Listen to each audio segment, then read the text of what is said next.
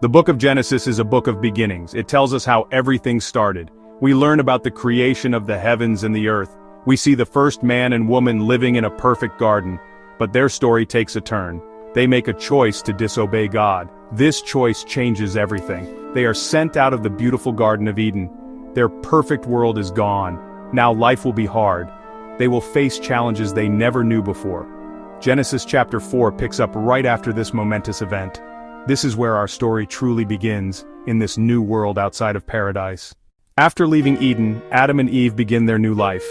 It is in this new world that they experience the miracle of childbirth. Eve gives birth to her first son. She names him Cain. In her joy she exclaims, "With the help of the Lord I have brought forth a man." Soon after, Eve gives birth to another son. His name is Abel. As they grow, they take on different roles. This is a natural part of life. Cain chooses to work the soil. He becomes a farmer, battling thorns and thistles, coaxing life from cursed ground. Abel chooses a different path. He becomes a shepherd, watching over flocks, protecting them from danger. The two brothers represent two of the earliest human occupations. One works the land, the other tends the flock. They are brothers, sharing the same parents and the same new world outside Eden. In the course of time, a moment came for them to acknowledge the source of all life. It was a time to bring an offering to the Lord. This act of worship was a way to connect with God, recognizing that everything they had ultimately came from Him. Both brothers felt this pull. They both understood the importance of this act. Cain gathered a portion of his produce to present to the Lord, some of the fruits of the soil. Think about Cain's life. His work was hard. He battled thorns and thistles, coaxing life from cursed ground. This offering represented his toil, his struggle, his sustenance. It was a product of his daily existence. Next, it was Abel's turn. As a shepherd, he brought a gift from the animals he cared for. Abel brought fat portions from some of the firstborn of his flock. This was his very best. By offering the firstborn, Abel was giving his very best to God. This showed a heart full of reverence and deep desire to honor God. The Lord looked with favor on Abel and his offering. The divine acceptance was clear and undeniable. But on Cain and his offering, He did not look with favor. The rejection was as clear as the acceptance. So Cain was very angry, and his face was downcast. This was not simple disappointment but burning rage. His face was downcast, a powerful image of a fallen spirit withdrawing into darkness. His anger was directed outward. He was angry at God, angry at his brother Abel. Instead of being happy for his brother's blessing, Cain saw it as a personal insult. In this moment of intense anger, God does not abandon Cain. He approaches him with gentle, probing questions. Why are you angry? Why is your face downcast? This was an invitation to reflect, to understand himself. If you do what is right, will you not be accepted? God was holding a door open for Cain to step back from darkness. God gave Cain a stark warning. Sin is crouching at your door. It desires to have you, but you must rule over it. God personified sin as a predator, actively waiting, crouching like a lion ready to pounce. Cain had a choice. He could humble himself, seek to understand, use this as an opportunity for growth.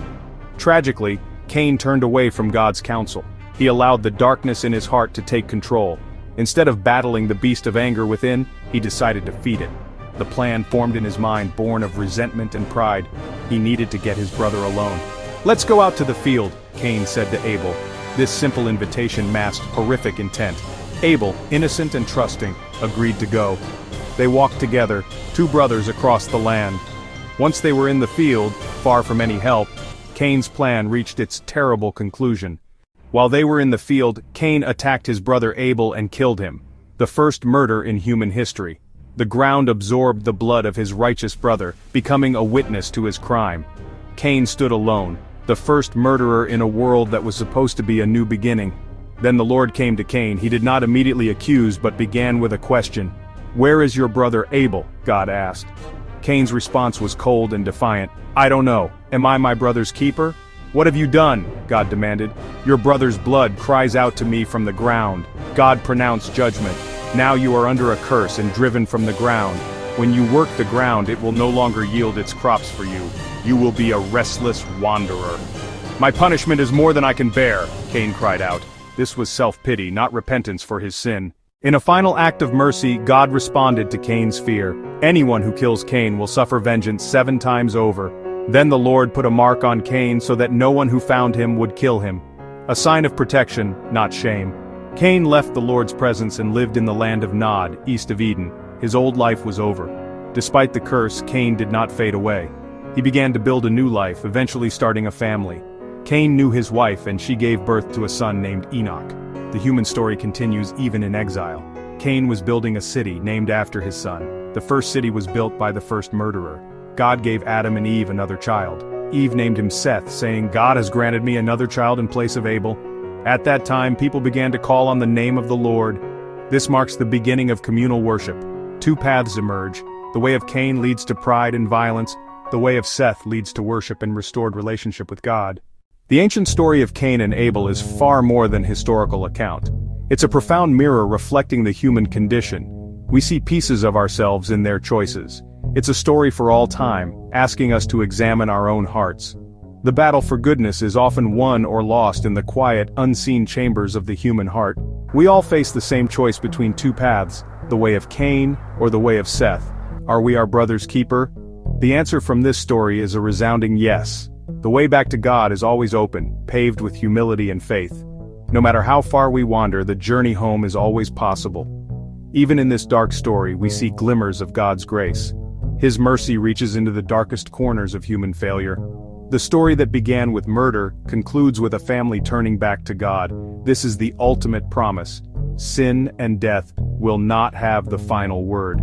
Genesis chapter 4 reminds us that God's plan for redemption cannot be defeated by human evil. There is always hope. If you enjoyed this video, please subscribe for more inspiring stories and reflections.